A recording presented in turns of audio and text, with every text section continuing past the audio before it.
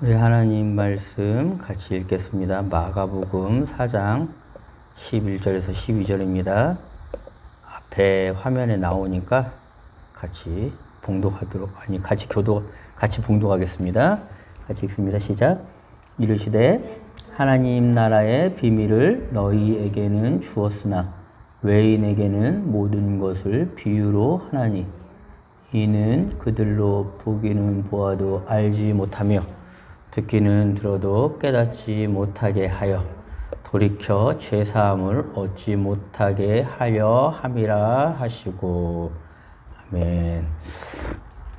오늘 비유로 말씀하신 예수님에 대해서 우리 같이 말씀을 좀 나누려고 합니다. 방금 본문을 읽으면은 사람들이 잠깐 좀 이렇게 헷갈린다고 해야 될까요? 충격에 빠질 수도 있습니다. 왜 예수님이 복음을 전파하러 오셨는데 비유로 얘기하시면서 이제는 그들로 하여금 죄사함을 얻지 못하게 할 거야 라는 어떤 그런 충격적인 말씀을 하시기 때문에 우리들이 갑자기 예수님의 어떤 바뀐 태도에 대해서 좀 이렇게 혼란스러워 할 수 있습니다. 그런데 이제 이 말씀을 사장에 나온 말씀만 딱 읽으면 헷갈릴 수밖에 없는데, 저랑 같이 이제 마가복음 1장부터 쭉 읽어오신 분들은 조금 이해할 수 있을 겁니다. 왜냐면은 아시겠지만은 이 성경 자체가 이렇게 1장, 2장, 3장, 4장 이렇게 1절, 2절, 4절 이렇게 나눈 거는 성경이 만들어지고 나서 600년 후에 만들어진 거라는 걸 좀 염두에 두시면은 그 전에는 장절수가 사실은 없었어요. 인위적으로 우리가 이해할 수 편하게 이렇게 인간들이 이렇게 좀 이렇게 나눠놓은 거지, 사실은 이렇게 쭉 읽어오면은 이 말씀이 왜 이렇게 나왔는지가 문맥상에서 조금은 드러날 수가 있습니다. 먼저 예수님이 이제 마가복음 처음에 오셨을 때 뭐라고 선언하십니까? 1장 15절에 같이 볼까요? 이르시되 때가 찼고 하나님의 나라가 가까이 왔으니 회개하고 복음을 믿으라. 근데 예수님이 이제 하나님의 나라를 이제 전파하러 오신 거예요. 근데 그 전에 하나님의 나라에 대한 개념이 없었습니까?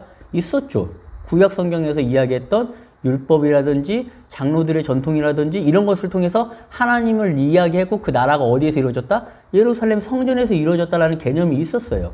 근데 이걸 예수님은 어떻게 하시기 원한 거예요? 확장시키길 원하시는 거죠. 그렇죠? 그런데 이 확장시키기를 원하려고 왔는데, 사람들이 이 개념에 대해서 하나님의 아들로서 오신 예수님이 하나님의 나라는 더 이렇게 풍성한 거야 라고 얘기를 하니까 반응이 어땠습니까? 3장 21절에는 뭐라 그럽니까? 심지어 예수의 친족들이 듣고 그를 붙들러 나오니 이는 그가 미쳤다라고 얘기합니다. 그러니까 예수님이 그렇게 얘기하는 게 가까운 사람은 미쳤다라고 얘기할 정도고, 특별히 바리새인과 서기관들은 어떻게 하려고 그랬습니까? 저번에도 얘기했지만 죽이려고 하고 당해하고 어떤 그 예수를 갖다가 이제 막 사람들 앞에서 얘기도 못하게 하려고 하는 이제 많은 공작들을 펼치게 되죠. 그런데 예수님은 그런 방해와 조롱과 미쳤다라는 얘기를 들을 때마다 뭐라고 합니까? 내가 온 거는 니네 성전에 자유롭게 출퇴근할 수 있는, 그리고 성전에서 허락받았다는 거룩한 어떤 표지에 들어간 사람들, 그 기준의 사람들 부르려고 온 게 아니야. 걔들은 관심 밖이야. 의사가 필요한 사람들은 누구야? 아픈 사람이야. 이건 정말 중요한 겁니다. 그러니까 나는 그 성전에 출입 못하는 사람들, 오히려 너희들이 성전 밖에 있다라고 얘기하는 사람들, 그러니까 쉽게 말해서 구원 못 받는다고 너희들이 확신하는 사람들을 위해서 내가 어떻게 했다? 왔다라는 거예요. 이거는 정말 큰 하나님 나라의 확장이기 때문에 저로서는 기뻐요. 좋아요. 그런데 기존에 있던 사람들이 뭐라 그래요? 이걸 못 받아들이는 거예요. 왜? 나는 이 거룩을 지키기 위해서 내가 어떻게 했는데, 내가 이 거룩을 위해서 어떤 삶을 살았는데 그렇게 공짜로 들어온다고? 본전 심리가 생각나는지, 아니면은 뭐 자기의 어떤 그런 의로움이 그게 다 한낱 무용지물이 되는 듯한 느낌을 받으니까 화가 나는지는 모르겠지만 그들은 그렇게 예수를 멀리합니다. 오늘날로 치면은 오늘날 교회에서 가르치는 교리가 있습니다. 신앙 공부 잘하고 교회 나와서 예수를 입으로 신해야 되고 하나님의 나라를 가르친 어떤 하나의 틀이 있어요. 이거 하면 천국 가고 이거 하면 구원받고 하나의 틀이 있는데, 치매 어르신은 그렇게 못해요. 이해 가세요? 그게 안 되는 사람들이 있어요. 주일날 교회 못 나오고 먹고 살 입에 풀칠 정말로 입구멍에 목구멍에 포도청인 사람들이 있어요. 교회와 거리가 먼 사람들이 있어요. 그 사람들은요. 그 기준에 못 맞춘다니까요. 그러니까 예수님이 직접 온 겁니다. 이게 복음이에요.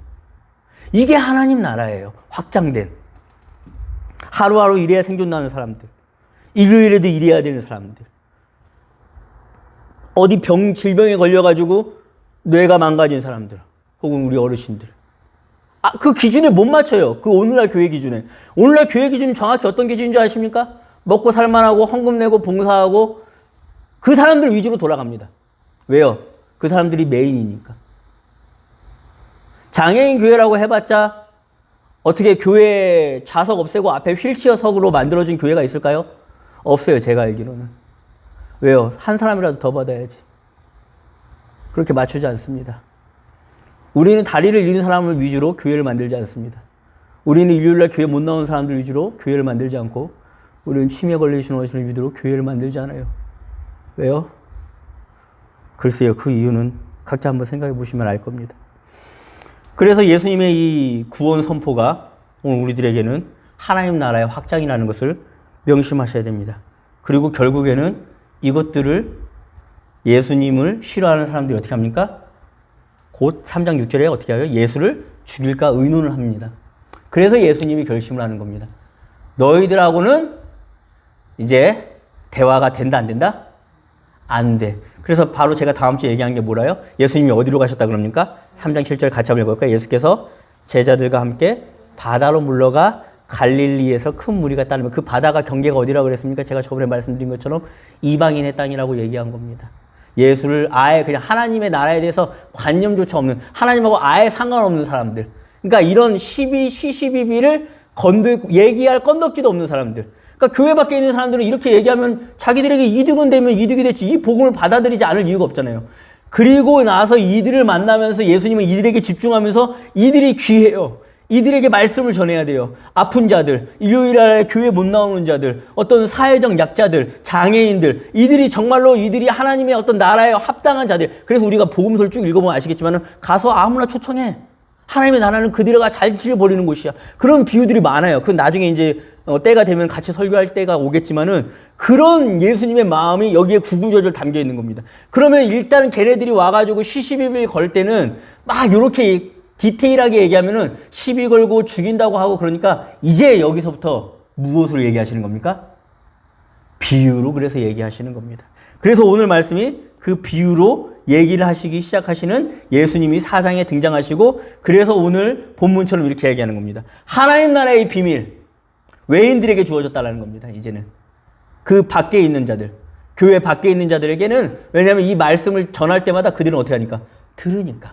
그리고 그 말씀을 듣고 어떻게 하니까? 예수를 좇으니까. 예수에게 관심을 가지니까. 왜요? 예수는 하나님의 아들이시거든요. 이 비밀을 담지하시고 하나님의 나라를 확장하시는 분이라는 걸 그들은 들을 자격이 되는 거예요. 비유로 얘기해도 그들은 받아들여요. 왜? 비유로 얘기해도 그들은 알아들어요. 왜? 그 비유의 열쇠인 예수와 동행하고 있으니까. 근데 이 예수 없이는 이 비유를 듣는 그들에게는 이제 시비거리는 안 되지. 왜냐면은 뭐 하나님 나라가 저기 뭐 안식일에 손 많은 자 고치는 일이라든지 안식일에 음식을 잘라 먹은 것 너 다윗이 한 거 못 들었냐 이런 식으로 직접적으로 얘기 안 하니까 이제는 비유로 얘기하니까. 그러니까 그들 뭐예요? 못 들을 거야 아마 그들은. 못 알아들을 거야 아마. 그래서 그 맥락에서 요 말씀이 나오는 겁니다. 그래서 비유의 그 강력한 이미지가 계속 그들에게 남아서 들을 자들은 듣고 못 듣는 자들은 못 듣게 된다는 게 이 비유 4장의 말씀의 시작인 거랍니다. 그래서 우리가 잘 아는 비유부터 한번 시작해 볼까요? 4장의 비유는 좋은 땅, 그러니까 맨 처음에 길가, 그 다음에 돌밭, 그 다음에 가시밭, 그 다음에 좋은 땅, 이 비유를 하는데 사실 여러분 이 비유에 대해서 예수님이 해석은 하잖아요. 길가에 떨어진 건 이런 의미고 돌밭에 떨어진 건 이런 의미고 가시밭에 떨어진 건 이런 의미야. 그런데 그 해석이 없어도 그냥 들으면 알아요. 돌밭하고 가시밭하고 길가는 나쁜 거고 어디에 떨어져야 된다? 좋은 땅에 떨어져야 된다라는 걸 알아요. 그런데 이 비유의 치명적인 약점이 뭐냐면은 그래서 이 비유가 위험한 겁니다. 사람들이 뭐 어떻게 생각합니까? 이 좋은 땅에 떨어진다라는 개념을 가지고 어디에 떨어진 게 좋은 땅이다라는 개념을 잊어버리고 너나 나나 다 그냥 좋은 땅에 떨어졌겠거니라고 생각한다라는 겁니다. 근데 예수님의 비유는 확실하죠. 어디에 떨어진 게 좋은 땅입니까? 지금 내가 얘기하는 이 하나님의 나라가 좋은 땅이고 그래서 나와 함께 있어야 된다는 걸 말하는 건데 이거는 누구만 들을까요? 바닷가에 있는 자들만 듣는 거죠. 예수를 쫓은 자들만 이해할 수 있는 거죠. 오늘날 그래서 우리가 이 비유를 들 때 조심해야 되는 게 사실 저도 좋은 땅에 떨어졌다라는 생각을 가지고 이 설교를 하고 나도 좋은 땅에 있다라고 생각을 하는데 바리새인과 서기관들도 어떻게 생각할까요? 자기들도 좋은 땅이라고 생각한다라는 치명적인 약점이 있습니다. 그들이 가지고 있는 하나님 나라에서의 좋은 땅을 가지고 신앙생활을 하면 어떻게 될까요? 죄사함의 기회가 있겠습니까? 죄사함은 언제 이루어집니까? 중풍병자에게 침대를 들고 일어나간 그 사건. 안식일에 손바는 자가 손이 펴진 그 사건. 안식일에 인자가 온 것은 주인이고 사람들을 위하여 그 안식일이 존재한다는 것을 인정한 사람들에게만 그 사건이 일어나는 거였는데 그들은 이 좋은 땅의 함정에 빠져서 자기들도 좋은 땅이라고 생각한다는 겁니다. 교회 다니는 사람들에게 교회 밖에도 구원이 있다라고 얘기하면 얼마나 몇 명이나 좋아할까요? 저는 정말로 기쁩니다. 나는 교회에서 자라고 생활했지만은 예수님의 이 선언은 저를 너무 기분 좋게 합니다. 아, 예수님의 나라는 내가 교회에서 다니는 어떤 교리와 성경을 넘어서 이걸 재단할 수 있는 게 아니구나. 예수님의 사랑이라는 것, 예수님의 자비라는 것은 우리가 알지도 못하는 것까지 영역을 펼쳐나가고 계시는구나. 이런 소식을 들으면 기뻐해야 정상이 아닙니까? 그건 예수님과 동행했던 사람들만 알 수 있죠. 왜? 안식일은 사람을 위한 것이니까. 예수님과 동행하고 예수님의 마음을 정확히 아는 사람들만 그런 기쁨을 누릴 수 있겠죠. 그런데 오늘날 교회에서는 이런 식의 이야기가 되어질 때에 왜 그걸 더 반대하고 왜 이걸 이단식이라고 얘기하고 성경적이지 않다라고 성경을 가지고 예수님을 오히려 부인하는 성경을 가지고 예수님을 오히려 죽이는 일들을 시작할까요? 어쩌면 저는 예수님을 사랑하는 것보다 천국을 사랑하기 때문에 그럴지도 모른다고 생각합니다. 예수님을 닮는 게 목적. 예수님을 저는 믿고 사랑하고 예수님을 닮고 싶다라는 마음을 가진 뒤로는 천국에 대한 얘기 생각을 한 적이 없습니다. 왜냐면 오늘이 천국이거든. 여기가 하나님 나라거든. 별로 거기에 죽어서 가는 나라에 관심이 별로 없어요. 가면 그만, 안 가도 그만. 이걸 갖다가 오히려 교회 다니는 사람들은 발끈하죠. 왜? 평생을 거쳐서 천국만 생각했으니까. 이게 오히려 더 그들의 우상이 되고 같은 단어고 하나님의 나라인 것 같고 하나님을 만나러 가는 것 같아 보이지만은 오히려 자기의 보상 심리가 그곳에 담겨 있었진 않은지 오히려 내 욕망이 거기에 투영되어 있는 건 아닌지 가만히 들여다봐야 된다는 겁니다. 그래서 우리는 비유를 들을 때에 그 좋은 땅의 핵심을 놓치고 있다는 겁니다. 기쁘지 않습니까? 아픈 사람들이 교회에 못 나오고 병원에만 있을 때 예수님이 찾아가서 구원의 소식을 전한다는 소식은 나를 들뜨게 하지 않아요? 행복하지 않아요? 왜? 그런 소식 들으면 뭐 배알이 틀릴까요? 왜 그런 마음이 있는지 모르겠습니다. 기쁘지 않습니까? 자기의 어떤 사회적 약자라는 어떤 신분 때문에 장애인들이 그 길거리에 나와서 자신의 생존을 위해서 외치는 것 가운데 우리 하나님이 함께 하신다는 소식이 그들에게 전해드렸을 때에 그 아픈 자들, 그 약자들에게 하나님이 함께 하신다는 소식이 오히려 그들에게 위로가 되고 힘이 되어줄 때에 기뻐해야 되는 거 아닙니까? 근데 왜 그들이 이 사회를 혼란케 하고 왜 나의 어떤 교통 질서를 방해한다는 것 때문에 오히려 그들의 삶에 치명적인 저주와 어떤 욕설을 퍼붓는 게 오늘날 교회 모습이라는 것. 성소수자라는 이유만으로 그들의 삶이 정말로 이 절벽으로 내몰릴 때에 부천에서 이번에 성소수자 모임을 하려고 원래 그게 60일 전부터 시위 그 집회 장소를 신청할 수 있거든요. 근데 부천에 있는 교회 연합회에서 63일 전부터 구청장한테 신청해가지고 그 집회 장소를 다 못하게 만들었다라는 뉴스를 제가 들었거든요. 교회가 그런 거 잘 앞장서서 그리고 그게 하나님 나라의 일이라고 힘을 씁니다. 왜 그럴까요, 그들은? 그게 하나님 나라라고 믿기 때문인 겁니다. 저는 모르겠어요. 성소수자를 사랑하시고 그들을 구원하시고 그들과 함께 하나님 나라를 가꾸실 예수님의 계획이 분명히 있는데 그들과 함께 하지 못하겠다라고 벌써부터 이 땅 가운데서 아웅바둥하는 게 진짜 하나님의 나라인지. 그러니까 서로 다른 하나님의 나라를 이야기합니다. 그게 바로 서기관과 바리새인의 하나님 나라와 예수님의 하나님 나라가 있다라는 겁니다.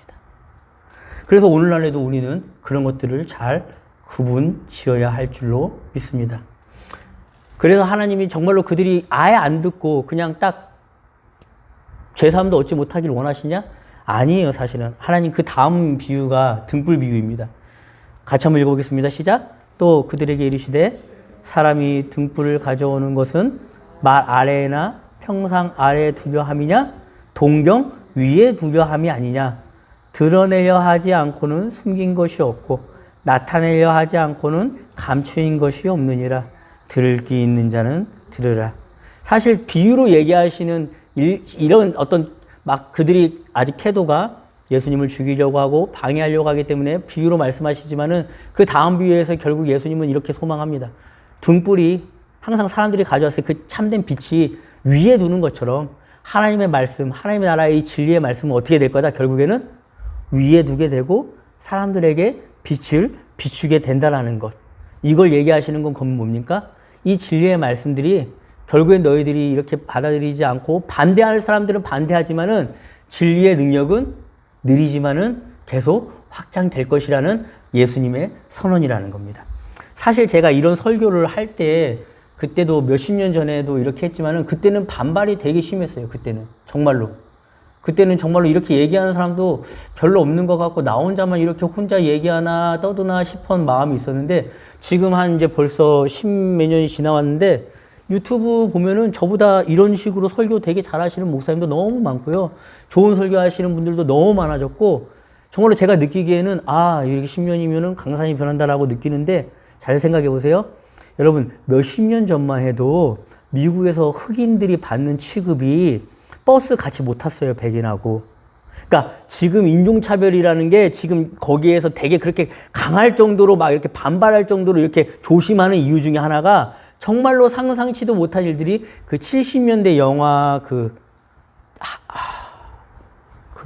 영화 있는데 제가 영화 제목 갑자기 생각이 안 나는데 너무 감동 있게 봤는데 정말로 버스도 따로 타야 되고 화장실도 가정부로 흑인들이 일할 때에 흑인들만 쓸 수 있는 화장실이 밖에 따로 만들었어요. 백인들 화장실 같이 전염병 옮는다고 해서. 그런 편견과 아집으로 가득 차 있던 한 사회, 그냥 미국이라는 사회 자체가 누구를 잘못을 떠나서 정책 자체에, 법 자체에 타면은 감옥 같다니까요? 근데 지금은요. 이게 있을 수가 없는 일이잖아요. 근데 이걸 누가 시작합니까? 이 말씀을 보고 시작한 그리스도인들이 있는 거예요. 천천히지만은 그들이 하나님 나라를 예수 그리스도의 이름으로 선포하기 시작했고 그게 지금은 상식으로 바뀌는 것들이 되는 것처럼 저는 믿는 겁니다. 느리고 아직도 뭐 인정 안 하고 지금도 그런 교회들이 있다 그러지만은 긍휼한 마음이 아직도 있는 거예요. 저는 언젠가 상식이 되는 날이 올 거고 언젠가는 그것들이 하나님 나라 안에서 웃으면서 화해가 이루어지는 날이 올 거라는 거. 왜? 등불은 항상 예수님이 말씀하신 것처럼 위에 올려두고 비칠 거니까. 그 빛을 누군가는 계속 볼 거니까. 이걸 들을 귀 있는 자들은 들으라고 우리 예수님이 얘기하는 겁니다.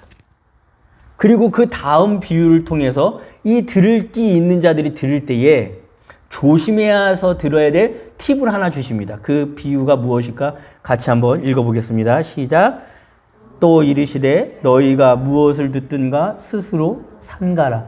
너희의 헤아리는 그 헤아림으로 너희가 헤아림을 받을 것이며 더 받으리니. 들을 때에 어떻게 들어야 되냐? 서기관과 바리새인의 하나님 나라가 있습니다. 지금도. 그리고 예수님이 전파하신 하나님 나라가 있습니다. 그럼 이 두 개를 들을 때에 예수님이 말씀하시는 핵심 요점은 뭐냐? 우리가 같은 성경으로 같이 해석하는데 영 다르게 나오는 말씀들이 아직도 존재해요. 그거는 해석하는 사람에 따라서, 역량에 따라서, 사상에 따라서, 정치적 색깔에 따라서 갖다 붙이면은 귀에 걸면 귀걸이가 되고 코에 걸면 코걸이가 돼요. 근데 예수님은 성경 구절 인용하는 게 아니라 뭐라고 얘기하십니까? 역지사지. 네가 흑인이었다면, 너의 삶에 너의 자녀 가운데 성소수자가 있었다면, 네가 장애가 있다면. 그리고 그 장애협의회 그 총무님이 글을 쓴 게 있는데 거기가 제가 읽으면서 좀 감명 깊게 본 글 중에 하나가 그겁니다. 모든 사람들은 아직 장애인이 되지 않았을 뿐이지 장애의 길로 걸어가고 있다라고 표현을 했거든요. 우리가 나이가 먹고 노쇠해지고 우리들의 삶의 어떤 기력이 빠진다는 건 나도 역시 그 일반인, 지금 이 땅 가운데 모든 기준이 누구로 맞춰져 있습니까? 건강하고 사회적 20, 30대에 직장생활 할 수 있고 경제생활 할 수 있는 사람들 위주로 돌아가는 게 이 땅의 경제 혹은 발전 요런 용어들을 쓰는 사람들의 사회가 되어 있어요. 제가 지금 여기에서 만약에 사회생활을 할 수 없고 여러분들도 직장생활을 할 수 없는 사람이 되잖아요. 하루아침에 어떻게 될 것 같으세요? 이 땅 가운데 할 수 있는 게 아무것도 없어져요. 그렇게 돌아가고 그들 위주로 돌아가는 게 내가 거기에서 물고기가 물에 숨 쉴 때는 자연스러운데 물 밖으로 나오면은 어색한 거예요. 마찬가지입니다. 우리는 물 밖에 나온 고기들에 대해서 신경 쓰지 않는다라는 겁니다. 이 사회에서는. 근데 하나님의 나라는 뭐예요? 물 안이나 물 밖이나 모든 것들이 다 공존할 수 있는 사회를 꿈꾸신다라는 거예요. 그럼 어떻게 해야 되는 겁니까? 우리가 도와야 되고 우리가 해야 될 일들이 있는데 경제적 논리에 빠져가지고 우리도 그 안에 사이클 안에 들어가기 위해서 여기에서 벗어나지 않기 위해서 노력한다는 겁니다. 근데 언젠간 우리들에게 올 장애에 대해서 언젠간 우리들에게 올 모든 사람이 불행해지다 이게 아니에요. 불행이라는 단어는 사회적 용어인 거예요. 왜냐? 우리가 그들을 위한 어떤 제도라든지 신경을 쓰지 않으면 않을수록 그들은 그렇게 자리에 가면은 불행해질 수밖에, 너 그냥 불행하게 살아. 너희들은 그냥 그렇게 살아. 라고 놔둔다라는 거예요. 그게 성 밖에 있는 자들이었고, 그거는 걔네들이 태생적으로 잘못해서 그렇게 된 게 아니라 예수님은 그래서 관심 있는 거예요. 내 아픈 손가락이었던 거예요. 이 사회가 오히려 그들을 그렇게 내몰았기 때문에 그렇게 만들어서 아무 잘못도 없이 그저 그랬다는 이유만으로 그렇게 되는 것을 우리 예수님은 알고 계셨다는 겁니다. 우리는 정말 주일날 교회에 나올 수 없는 사람들의 삶을 잘 압니까? 말은 듣고 생각은 하지만 정말 잘 알아요? 그들의 삶이 어떤지? 가끔 다큐로 한번 볼 뿐이잖아요. 그리고 1시간 정도 그냥 묵상할 뿐이잖아요. 근데 그들이 그렇게 살아온 시절, 18년 된 혈루병 걸린 여인의 삶을 우리는 정말 잘 알까요? 그 실로암 물가에서 18년 동안 계속 안진뱅이로 지냈던 그 사람의 마음을 우리는 잘 알 수 있을까요? 18년. 정말로 그 1년도 버티기 힘든 그 계절을 정말로 20년, 30년 이렇게 버텨온 사람들의 삶을 우리가 잘 안다고 할 수 있을까요? 우리가 정말로 태어나면서 장애의 삶을 살았던, 그래서 30, 40, 50이 되셨던 분들, 결혼도 못 하시고 계시는 분들, 삶을 정말 우리는 잘 알까요? 성소수자로 태어나가지고 혼란을 빚은 그 중고등학생의 시절을 보내고 청년, 대학교, 직장도 적응 못해가지고 자살의 어떤 끝자락에 서 있는, 옥상에 서 있는 그 사람의 마음을 정말 우리는 잘 알까요? 이해는 한다고 치지만 잘 알까요? 여기서 예수님은 그런 걸 얘기하는 겁니다. 그 헤아림. 그 사람의 마음을. 그래서 예수님의 이 말씀을 묵상하자면은 우리에게 필요한 거는 교회에서 성경 공부를 하는 게 아니라 그들을 헤아리는 삶을 공부해야 된다는 겁니다. 그들의 삶에 동참하는 것. 그 헤아림이 어떻게 할까요? 우리를 살린다는 겁니다. 왜요? 헤아리는 대로 내가 너희를 헤아릴 거니까. 달란트 비유 아시잖아요. 1만 달란트 탕감받은 자가 그 100데나리온을 헤아리지 못하는 순간 어떻게 됩니까? 다시 한번 불려 들어갑니다. 복음서는 온통 그런 얘기로 가득합니다. 그래서 우리는 들을 귀 있는 자가 들으라고 할 때 어떻게 들어야 될까요? 그들의 삶을 헤아려야 하는 것. 그들의 입장에서 내가 환경을 똑같이 놓이게 됐을 때에, 과연 내가 그 환경에 놓이게 됐을 때에 서기관과 바리새인의 설교를 듣고 서로 짝짝꿍 돼가지고 지금 함께 힘을 합쳐서 하나님의 나라를 지키고 있다라고 생각하는 분들은 그 위치에 자기가 놓이게 되는 순간 아마 교회에서 버림받을 겁니다. 도와주지 않을 겁니다. 근데 누가 도와주나요? 예수의 하나님 나라가 기다리고 있을 겁니다. 그렇기 때문에 그 헤아림을 통해서 우리가 정말로 들어야 될 복음은 예수 그리스도의 하나님의 나라인 줄로 믿습니다. 그렇게 됐을 때에 무엇라고 말씀하십니까? 그 다음 절에 같이 한번 읽어봅니다. 있는 자는 받을 것이요 없는 자는 그 있는 것까지 빼앗기리라. 우리 성도님들에게 저는 이 헤아림의 지혜가 함께 하시기를 간절히 기도합니다. 예수님의 비유는 총 이렇게 좋은 땅, 그리고 등불, 헤아림, 우리 이어지고 다음 또 두 개가 씨앗의 비유가 더 나오는데 저는 설교를 또 이렇게 또 괜히 또 길게 해봤자 머릿속에 다음 주까지 남지도 않기 때문에 다음 주에 또 남은 거 두 개 같이 하면서 은혜를 받고 우리 성도님들도 집에 가셔서 한번 그 다음 절을 한번 읽어보시면서 한번 이거 어떻게 또 이어지고 어떻게 또 말씀하시고 하나님의 나라의 풍성함이 비유를 통해서 어떻게 드러나는지 같이 또 묵상하시고 오시는 시간이 또 되었으면 좋겠습니다. 여튼 오늘 말씀을 통하여 일주일 동안 이 하나님의 나라를 이해하고 풍성한 삶을 누리고 특히 다른 사람의 삶을 헤아릴 줄 아는 성경을 사실 올바르게 읽으면 그 헤아림이 자연스럽게 이어진다고 저는 믿어요. 그런데 이걸 뭐 1독하고 100독하고 어떤 의무적으로 천국 가기 위해서 막 이렇게 필사하면서 뭔가 하나의 어떤 업적처럼 하시는 성경 읽기는 아마 여러분들에게 이 헤아림을 알려주는 게 아니라 바리새인과 서기관과 같은 성경 읽기가 되지 않을까 오히려 되려 걱정이 됩니다. 그래서 충만한 어떤 하나님의 말씀 가운데 살아가시면서 타인을 헤아릴 수 있는 또 한번 그들의 삶에 공감할 수 있는 우리 성도님들이 되시기를 간절히 기도합니다. 우리 같이 한번 이 시간 기도하겠습니다.